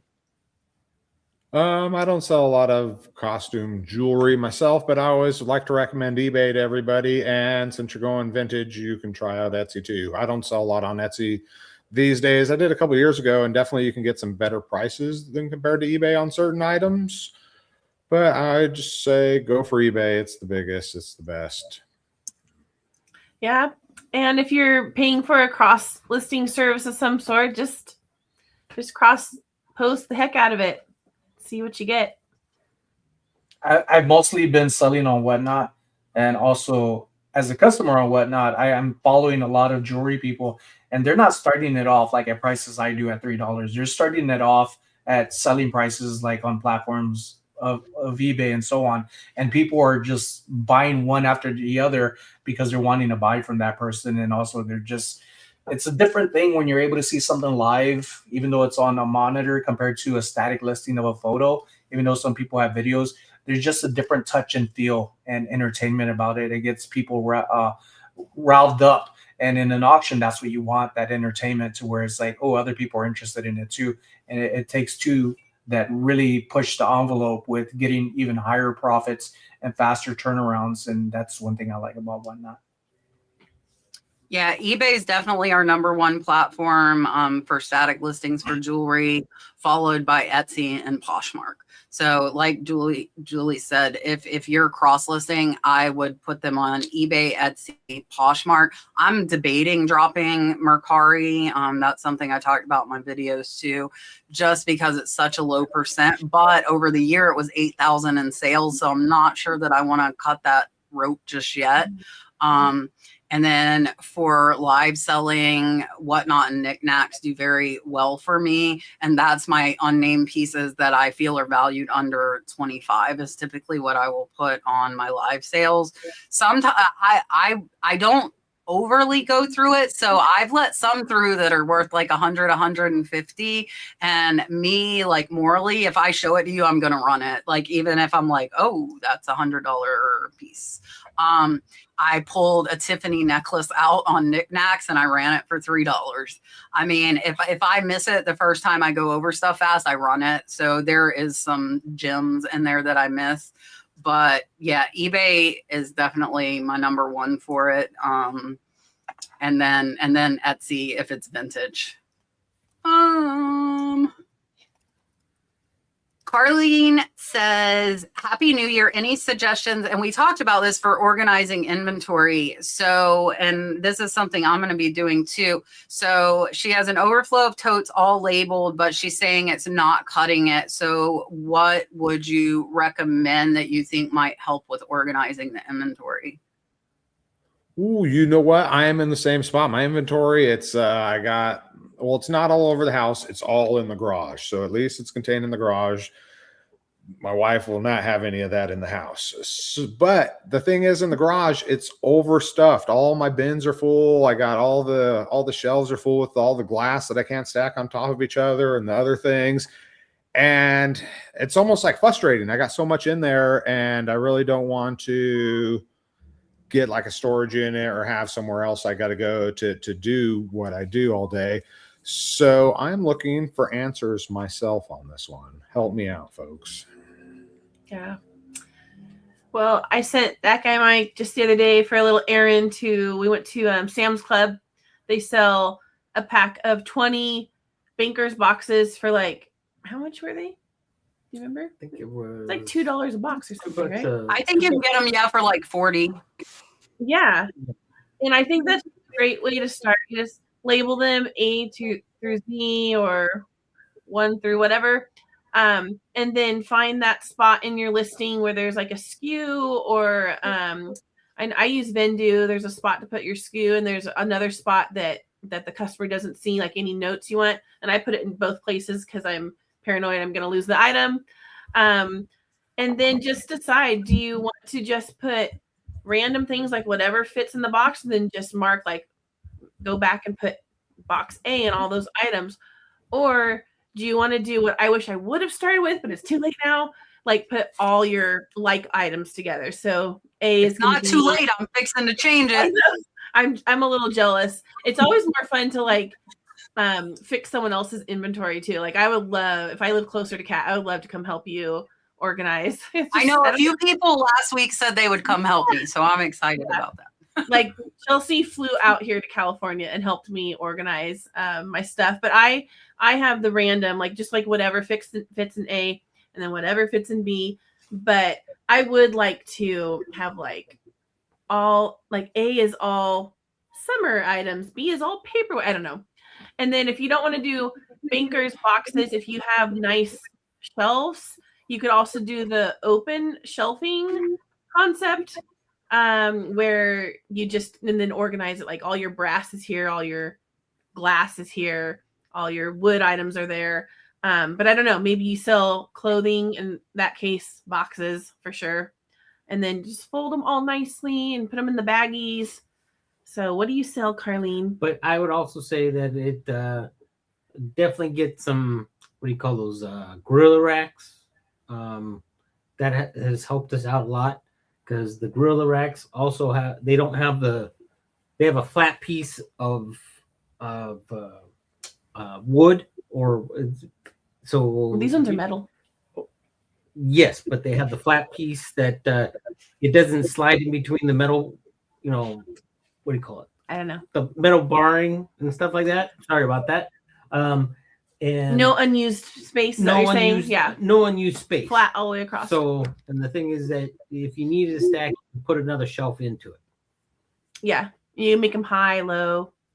That's what I was saying. Like, I think like the waffle weave, whatever I find, I'll share with you guys. And we're going to just get 4x4 posts and cut them. So if I need another 8-inch shelf, then I'll cut 8-inch tall 4x4s and lay a plastic, piece over the top to make another shelf, because there's all this, vertical space that's not being used. Yeah, with this question is like, they're not in a hurry to get rid of it, which we all are. It's more of just finding out really to be organized. And Sarah said it, and it helped me for a while until I started buying more stuff, and I ended up staying with the storage unit after the 3 months. Right now, most storage unit places are trying to give holiday discounts for like the first 3 months or even first month. You could find some that are month-to-month basis or 3-month basis, and some places are better than the other. The storage unit, I found, if you're going to be getting into storage units, to clear out your space and try to clear that out, and then at the same time get organized, give yourself a time limit, and really try to focus in on it. The reason why I ended up getting rid of the other storage unit is within the first 4 months, they're already raising the prices 3 times. And a handful of times, the elevator didn't work to go upstairs. And the person on the phone wasn't in office.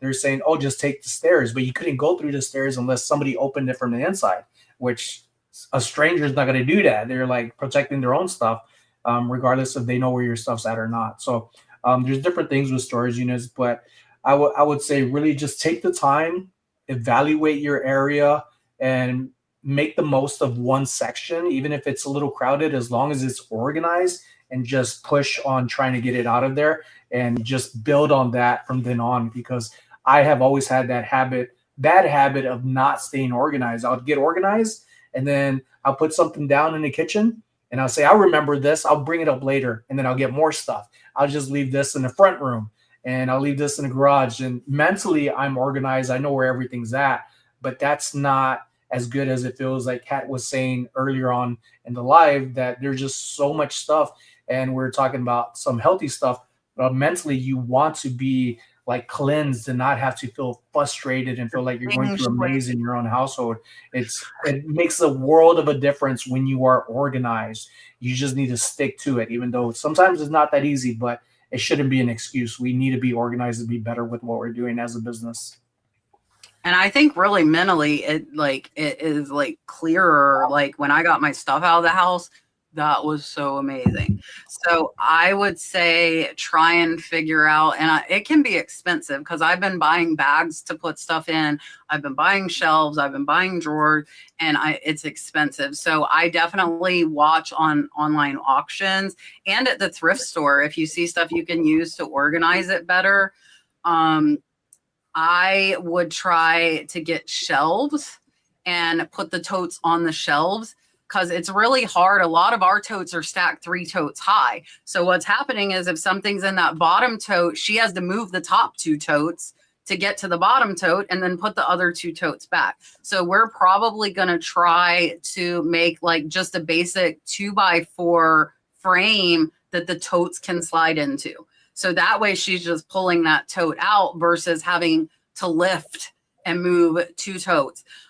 We are going to try our best. And like Trish was like, no, you don't need to put all the like stuff together. And I agree. And our clothes, that's not going to be the case, because I do use a house for it. I have a whole house for one of my inventory areas. So like all of the bedroom closets have clothes hanging because it's a closet. It has a rod.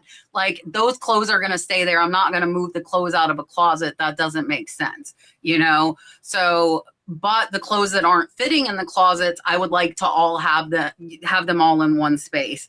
And all of my jewelry is going to be moved all to one space. Right now it's in all 4 inventory areas. And I want to move it all into one. It's probably the majority of it's going to come in here where we are. I can tilt it back. We have, do you see the little drawers? Those are for rings and earrings. So we have started using that. And I've got some bigger ones, but here's the thing. So me and Trish were talking, because I'm like, Trish, I can't afford all like the trays I use for Whatnot. The racks for them are $600 to $2,000. And I can't afford that. And if I could, I really wouldn't want to pay it because I'm cheap. I'm a reseller. And so what we figured out is that we got a shoe rack. I got a couple off of Temu for $20-something. And Trish sent me, she asked her friend who sells jewelry, 12x4x4 boxes that are the same size as the trays that cost like $5 each. And those boxes are 51 cents each. So now we're going to cut the tops off of those. Those are our trays and they're going in a shoe rack. So we just made the same exact functionally set up for only not even $50 and versus $600 to $2,000. And I would say, look at what you have. I did the banker's boxes. I love that. I did that for my death pile because I made myself list what was in a box because I kept skipping the same stuff. So that's a tip. If you have clear totes, you're going to see what you don't want to list, and the same stuff's going to go to the bottom of the pile over and over. Do banker's boxes, list whatever's in it. And if you don't want to list it, then get rid of it. But yeah, so I would try and find a shelf that the totes could slide in and out of. So at least if you've got them all over the floor, you could get them up and without having to lift them up and down. Find things, like I said, that's for the jewelry, what I was talking about. We're going to get 4-inch envelopes. They're going to be in a row. They're going to be numbered, and they're going to all go on the same friggin' shelf. And I think it's just figuring out for what you have. I really am going to try to get the majority of stuff that is alike together. Johnny, was Johnny just on with us, Cajun Roots? Yeah. Or has he not been on? That's what I thought. Johnny's store is like the most amazing thing I've ever seen. His inventory is like a Walmart. So you like walk in and here's the toy section and here's the housewares and here's the movie. Like it's insane. And I would love to be able to do that. But the way I buy with buying so much, that might not be realistic. So I might be saying this and then figure out like, oh, nope, that's not going to happen. but that's why I think I got to get rid of a lot of stuff too. So yeah. All right. Ellen said, from what I understand about eBay shipping, the seller does not make any money. Is this true? If you don't make money, why would you not offer the discounted shipping to the buyers?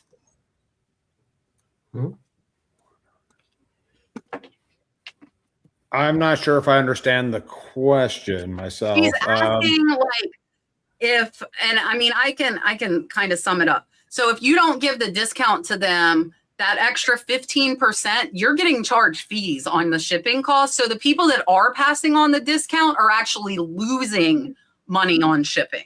If you're not passing on the discount, the overage will cover your fees and your box, and you'll probably break even. But if you are offering the discount, you're losing money because you're charging them exactly what you pay, and you still have to pay fees on that shipping. That's what she's asking. So that's why you would not, because you would lose money on every single thing you ship. I don't know if anybody, I was passing it on and then I quit. And I've thought about adding it back, but I haven't done it yet. So, but that's why. Patty wants to know, am I having an after dark show tomorrow like I did last year? I am absolutely not. I embarrassed myself enough last year. I don't even know if I'm drinking. Honestly, I haven't drank in a while. But no, I'm not a big drinker anyways. Like I used to only drink twice a year. After my divorce, it became like twice a week. And now it's been like once a month. So it's back to what it was before. And I don't think I'm going to do it. If it had fell on a Tuesday again, I would do it. And I would stay with you guys late. Because last year it was on a Tuesday. I ran the podcast to 10. And I told my guests if they wanted to stay till midnight, they could. And we ran it through midnight, but not again. No. Marcella says, I had a Lalique Rare 1940s vintage cigarette holder that sold in 3 hours. Saw only an auction that sold it for 70. I listed it for 120. Do you think she listed it too low? Ooh, well, I don't know the product, but I know usually if you have an instant sale, you always wonder, was it too low? Could I have priced it higher? But maybe priced it higher, it wouldn't have sold. So you could do some research and maybe see, I mean, you did do some research. There's only one listed for $70. One sold for 70, you listed for 120. So, I mean, that's even better than that. So usually if that happens, I mean, you probably could have juiced it a couple extra dollars. But you could also be very happy you sold it for more than the other person and it sold instantly, call it a win, try to find something else with the profits. Yeah. I had that happen to me twice and it's like, it sticks in my mind. One of them was so funny. It was a Wilson volleyball antenna topper, you know, like Wilson from Castaway. Yeah. I love that movie. Tom Hanks. I like, you know, it's not one of those things you thought I should really research this. It's like a little foam antenna topper. Sold it instantly. Research everything. Yeah, that is such a clue to research everything because then it sold like that, and then I saw the actual comps. Like, oh my gosh! But the buy-in was 25 cents. Yeah, and we sold it for like, was it $90? Well, no. It was worth that much, but no, I sold it for much lower. Hence the story. Oh. But the second item was like a tiny little plush. And for that one, I accidentally forgot to put a 0 on my listing. I knew the value of it. And again, sold immediately. I'm like, what'd I do? So probably if it sold in 3 hours, that's pretty darn quick. And Lalique is a beautiful brand. So I'm sure some people have their settings set to like anything that new that pops up that's Lalique. They get notified right away. And yeah, it seems like 70 for Lalique's low anyway, but what was your buy-in too? That was the other thing. And it was auction too. That was a little dangerous, but you're The like, yeah, I'm comp she saw was auction. One more time. Oh, okay. The comps that she saw was yeah. auction. But yeah, did you research afterwards and see that it was worth a lot more? Lalique, I like the way she added information in this because she mentioned it is rare, dated it, it's a cigarette holder rather than I got a Lalique piece and gave some general information. Julie said it's like the price that you got it for, 70's not very high.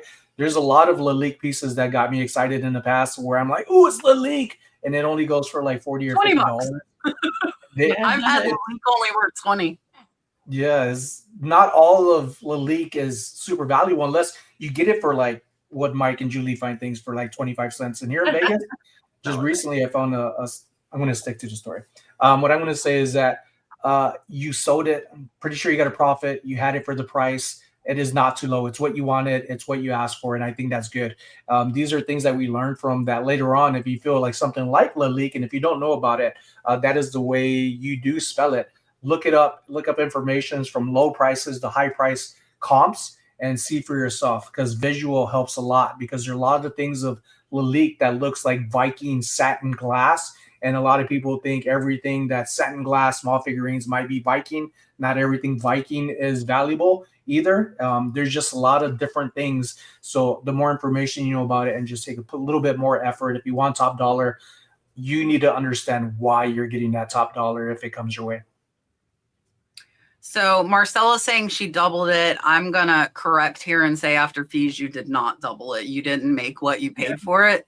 And that's why I told you guys, like, if I had something for $120, I wouldn't pay over $30 for it. And you have to be really careful about what you're paying. As far as the price, I would never use only one auction comp as a price. That's where WorthPoint will pay for itself, because we just looked up cigarette holders in my live sourcing a couple of weeks ago, and the majority of them were selling for $500 plus. So you could have very much shortchanged yourself and paying $27 for 1 month for WorthPoint. You could have found it, and it could have been worth a lot more. Auctions are not a good idea if it's not in demand. If it's a rare cigarette holder, you're not going to have that many people looking for it. That is a buy it now and you sit on it.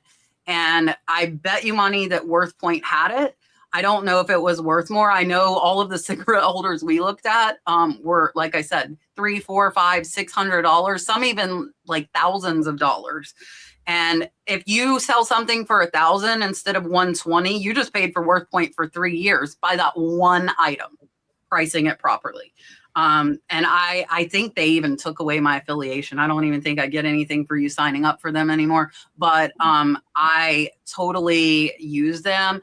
I had a couple of ornaments that sold within 5 minutes of listing them a couple weeks ago, but I was pretty comfortable with where I comped. I think they were just rare, and that I priced them where they were at, and they were rare. And because I show it in the video tomorrow, I paid $400 for some German ornaments, and I was about $6 into each, and I've sold 7 in the first 3 days, and I am break even already on the lot, which is a beautiful thing. In 3 days, I'm break even. But yeah, so, and here's the thing, like with WorthPoint, you can go look on it and you could see it, but not the price. So you would know that they have it before you pay for it. You know, so then you're like, okay, I know they're going to have the information I need, and then subscribe. And it could, yeah, right buyer, right time, that happens. Or you learn and you sold it too low. I would now have to go back, and I would have to go to WorthPoint and see what it was actually worth, just as a learning guide, because if all you saw was that auction, somebody lost, like that person just lost money. Same thing by not, you know, fully researching it. And yeah, so make sure you research it. And if there's only one on eBay, you need to find it somewhere else, is what I'm saying. All right. Mary Jo wants to know, has anyone else seen a big uptick on sales after Christmas? She did double on eBay the week after this week than she did the week of Christmas. I can't say I've seen a big uptick. It's been about the same, go up one day, down the other. The life of a reseller. Yeah, Mary Jo, actually, yes. I was surprised in the few days after Christmas. I was like thinking I was going to be able to relax and like have a little downtime, but no, there I was shipping away, which I was fine with. But yeah, I did see a little uptick for a few days. Not sure. I'm sure there's some reason for it, but they got that Christmas money. Yeah, I'll they take got it. that eBay gift card. That's what it was. Yeah, that was fun. I am going to add to this about Christmas. I'm not selling on eBay just again yet, but I will. but a lot of prices at thrift stores for Christmas items are down, and that's your advantage to get things at a lower cost because they don't want to hold on to it. I've been having more people though on Whatnot still requesting for Christmas figurines. So that could be a good thing and a bad thing because maybe it's not the hype. The hype isn't there as it was before Christmas, but I would say take advantage of these season end sales that places have and they no longer want to hold on to. Yeah, and mine are about the same. We actually did really good on Christmas Eve and Christmas. For the month, we're down 12%, so it's down a little bit.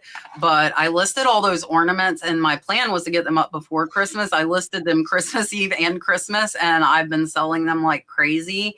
And I'm going to do ornament shows on Whatnot and Knickknacks too. Christmas sells year round. But I would expect next week to probably be a little bit busier because everybody's finally out of the holiday thing. And if they got gift cards or whatever, they'll start coming. And into January, February, you should start getting like tax return sales too. This one I will just answer for time wise. In the new year, are we getting charged on eBay when someone looks at our items if we have promoted the item? And the next question is going to lead after this. So if you guys do not know, I believe it's January 6th. If any buyer has clicked on your promoted listing, eBay is going to charge you the promoted listing fee. Is it jacked up 110%? Yes, it is absolutely wrong in my eyes. But, and here the question will go around. So knowing that, any buyer clicks on a promoted listing, you're charged those promoted fees. Are you going to continue to promote or are you going to boycott the promoted listings?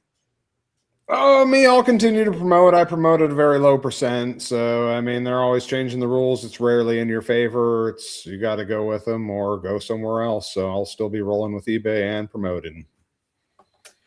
Yeah, same. I was doing the thing that Kat talked about where I was promoting much higher. I've been dropping it down like even just a percentage of or half a percentage every few weeks until I get down to, I think it's officially going to be 6%, not 5%. You're right, Kat.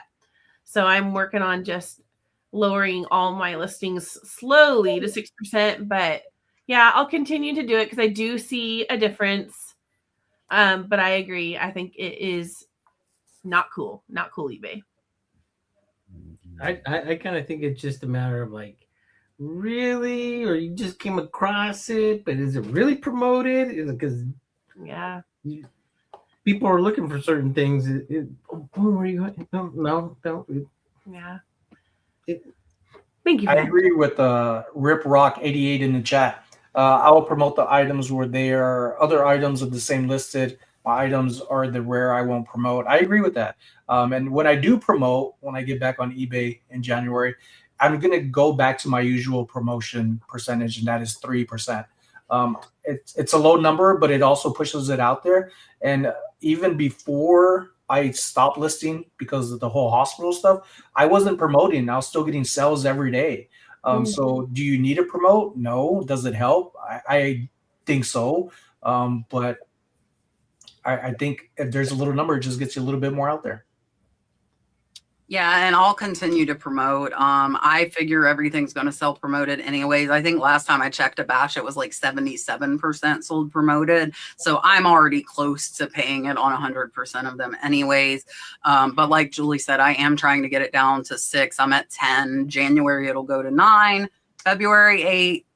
March 7. April 6th, and I'll be where I'm at. And what I'll do is basically just figure that I'm paying that 6% on everything. And if you think about it though, most of eBay's are like between 10 and like 13% on their actual fees. Poshmark's 20%. I'm paying that on every item there. So if I have 6% on eBay, then I will be at what I'm paying on Poshmark anyways. So I mean, yeah, I'm fine with it. And if people boycott it, like they said in the chat, go ahead and boycott it because my listings are now going to be ahead of yours. I was thinking the same thing. Yeah, please boycott it. I don't mind. I might consider not doing it. It's just whether I can get over my OCD of seeing like I have items to promote. Because right now I have it where it just pulls in everything. Everything I list is pulled into my promoted campaign. I could stop that. And that is something that I might do, but we sell in such volume for me. I'm okay promoting them. All right. Is that a write-off, by the way? Alice said, I sold an item. They said it was not described. She refunded their money, but she got it back broke. And she had to pay for return shipping. I'm not sure what the question is, but make sure you guys don't return the money until you get the item. So it sounds like you might have refunded them before you got it. In this case, if you got it, you can hit report buyer instead of refund, and you can tell eBay and submit photos. And that's where, like with my Tiffany, instead of hitting refund, I reported and eBay gave me all my money, and that's very possibly what you could have done. So instead of refunding, you report, you add photos that it came back broke, and then you wouldn't have to. But after you refund, if you refund before you get it, it's on you. And a lot of people don't realize and refund before the buyer ships, and that gives the buyer the right to keep it. They're not being wrong. That is eBay's policy. If you refund before they send you your item, you're not going to get it back. So just be aware of that. All right. Cheryl says, I'm not smart enough for QuickBooks. What is a program that is easier to use and would be good for tracking my reselling business? And the following question is kind of the answer to this question. So everybody can say what they're using, and then I'll pop up that other one. Oh, well, I know Kat goes with Reseller Genie. A lot of resellers use it.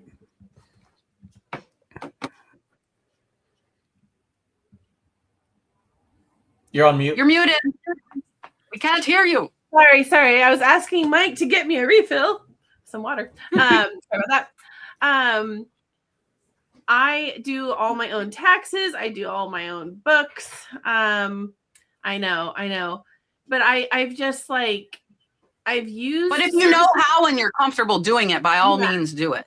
I'm not. I have used services before because I don't want to do my own. But like, I find more deductions. Like I get so much more money back when I do it myself. I haven't found someone who is going to work as hard as I'm going to work on it. And because our stuff's annoying, stacks of receipts and so many write-offs. So if you're in Southern California and you have an advice for me for that, let me know. Because I really don't want to do my own, but I do.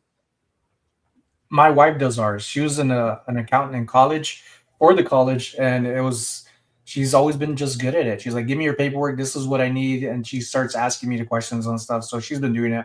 I really want to get into Reseller Genie. They've also reached out on me using them. They're great people. And they're going to be on soon in a couple of weeks or something, or a month or so. And you could ask them those questions about how to be organized and how it helps and who all they help and so on. But yeah, Carla does ours, and it's a process. It takes several hours because of all the things I have. Hers is a little bit more easier because all her information is on the paperwork, and mine's more of receipt. Where's your losses? Where's your fees at? Where's all this? And I'm like, I don't know. It's there.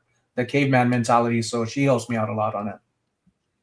So I had to train my accountant. If you watched me a long time, I was so frustrated with that man in the beginning, but now he knows reselling in and out. I think Ellen on Treasure Deeded Thrifts is actually using him. So I've trained him for other resellers if you're in my area.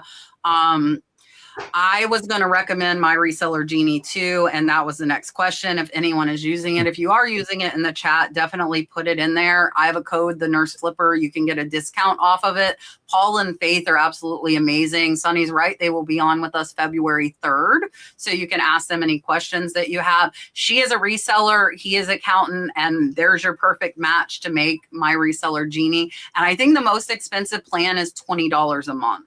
And it will import your eBay. It will import your Poshmark. It will spit out all of the information that Julie's saying. It will print out a spreadsheet for you to give to an accountant and say, here, do my taxes, or for you, if you're putting it in, which is nice. Mine, I do cash in, cash out, but I also have 2 YouTube channels. I get affiliate pay. I do commercials. My accounting is an absolute nightmare.